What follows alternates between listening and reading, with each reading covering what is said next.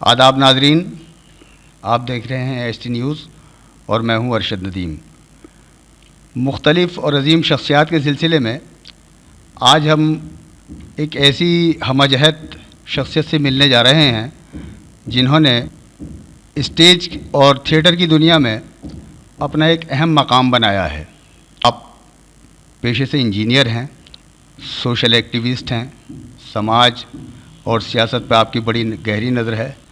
آج ہمارے ساتھ ہیں جناب ظفر محی الدین صاحب۔ ہم جاننا چاہیں گے کہ ان کا یہ سفر کہاں سے شروع ہوا، تھیٹر کی دنیا سے کیسے وابستہ ہوئے، ان کے کیا کیا اب تک کے اچیومنٹ ہیں اور وہ کیا کیا کرنے کا ارادہ رکھتے ہیں۔ حضور ظفر صاحب، میں آپ کا بہت استقبال کرتا ہوں ایس ٹی نیوز میں۔ میں سب سے پہلے یہی جاننا چاہتا ہوں کہ یہ جو تھیٹر کا شوق ہے، پہلا سوال تو یہ ہے کہ آج کل جو ہے پھر تھیٹر کی طرف ایک رجحان بڑھتا جا رہا ہے لوگوں کا، اس کی خاص وجہ کیا ہے؟ کیا فلمیں خراب بن رہی ہیں، یہ وجہ ہے یا کچھ اور وجہ ہے؟ دوسرے ہم جاننا چاہیں گے کہ آپ کا جڑاؤ جو ہے اس سے تھیٹر سے کب ہوا، کیسے ہوا، کن حالات میں ہوا؟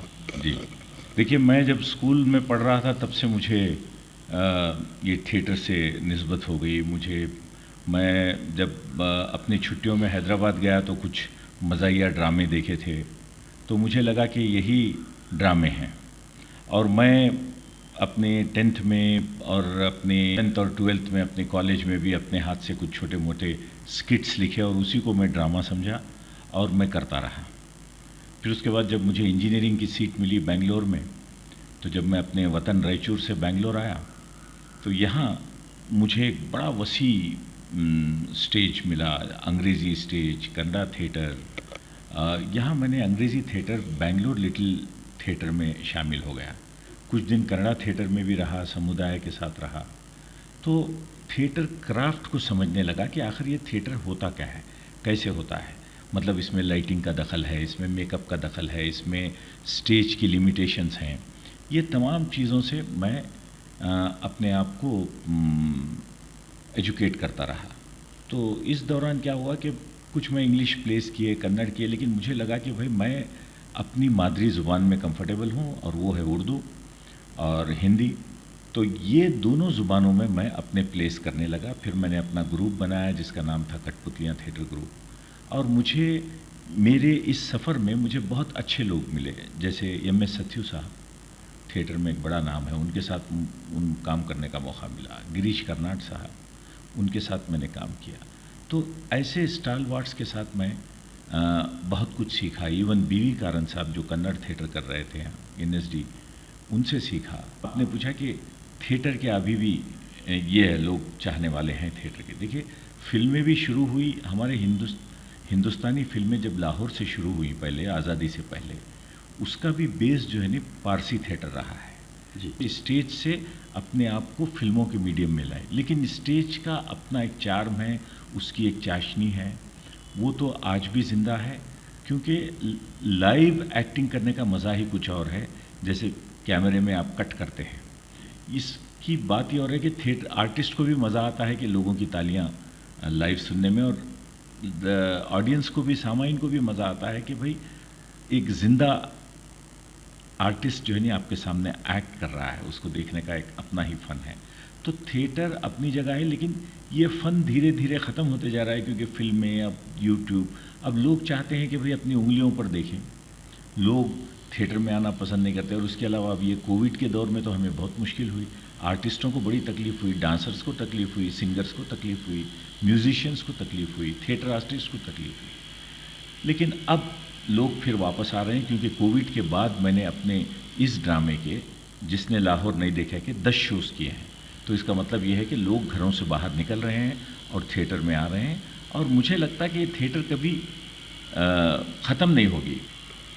ظفر صاحب، آپ نے غالب پہ بھی بہت کام کیا ہے، جی تو غالب پر ڈرامہ کرنے کا یا اس کے خطوط کو ڈرامے کے انداز میں، بلکہ ایک میوزیکل ڈرامہ آپ نے بنایا تھا، وہ خیال کیسے آیا؟ یہ غالب کو تو میں بچپن سے سن رہا تھا، میرے دادا شاعر تھے، میرے چاچا شاعر تھے، گھر میں جو ہے نا شاعرانہ ماحول تھا، تو اکثر کبھی علامہ اقبال کو سن لیتے تھے ہم ان کی زبانی، تو کبھی غالب کو سن لیتے تھے۔ لیکن صحیح معنوں میں جو غالب کو ریوائیو کیا ہے، اس کا سہرا میں گلزار صاحب کو دوں گا، جو 90s میں انہوں نے ایک سیریل بنایا مرزا غالب، جس سے پورا انہوں نے ہندوستان میں پھر سے غالب کو ریوائیو کیا، اور وہاں سے میری دلچسپی غالب پہ اور بھی بڑھ گئی کہ میں چاہا کہ بھئی اور پڑھوں غالب صاحب کے بارے میں. تو میں نے ان کی شاعری پڑھی، پھر ان کے خطوط ملے مجھے، انہوں نے مرتب کیے تھے جناب. ہاں، تو وہ خطوط میرے ہاتھ لگ گئے. تو میں سوچا کہ کیوں نہ ان خطوط کے اقتصابات کو لے کر ایک ڈرامہ بناؤں. تو کہ کچھ ایک اقتصابات میں نے چن کے اس کو ایک لڑی میں پرویا، اور پھر اس کے ساتھ کچھ غزلوں کو رکھا. غالب سنگر ہیں جو گاتے ہیں میرے ساتھ.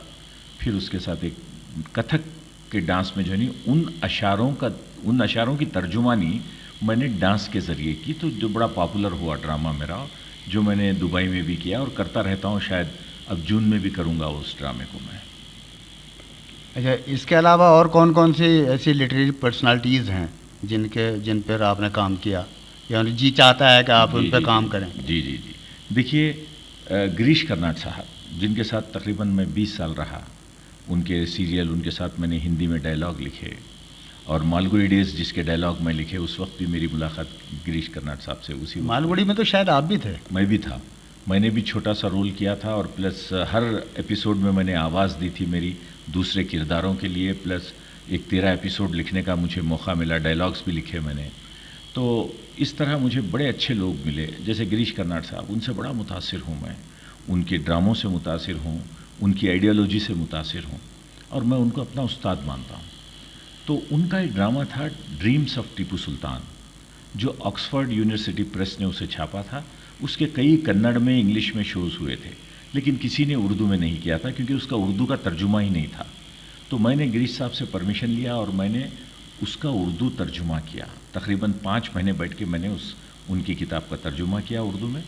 پھر اس کو میں نے اسٹیج کیا. وہ میرا سب سے بڑا پروڈکشن تھا، جس میں بہت آرٹسٹ تھے. اور گریش کرناٹ صاحب خود جب وہ علیل تھے، اپنے آکسیجن کا پائپ لگا کے آ کے 2 گھنٹے بیٹھ کے میرا ڈرامہ دیکھ کے گئے.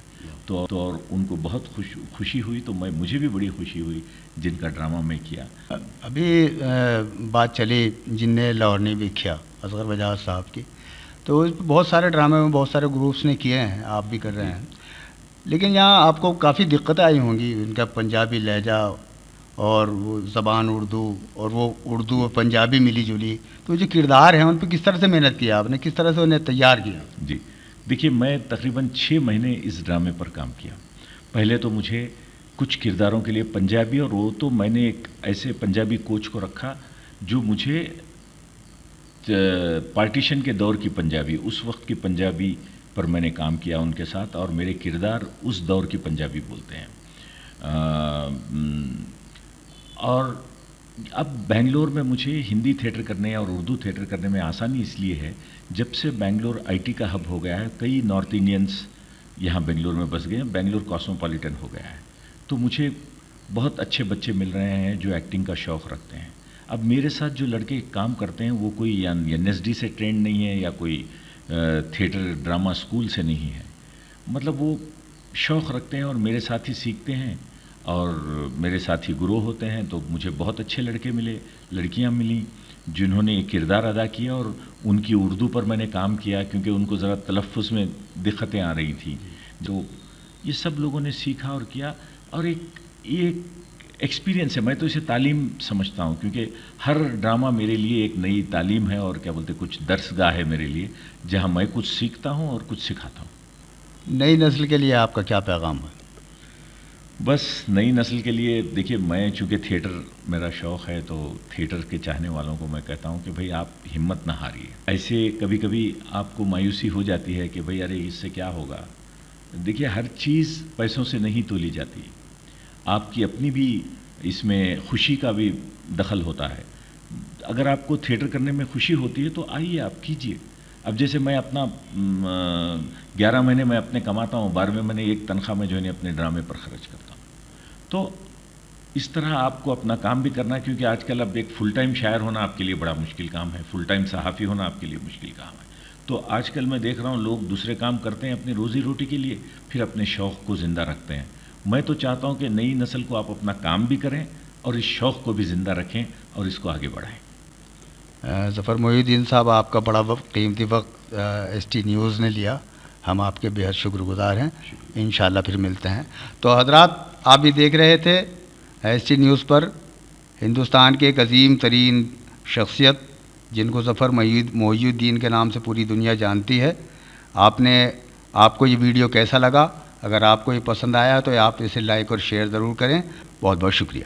سیاسی تقدیر یوٹیوب چینل کو سبسکرائب کریں اور بیل آئیکن پر کلک کریں تاکہ آپ کو سب سے پہلے خبریں ملتی رہیں.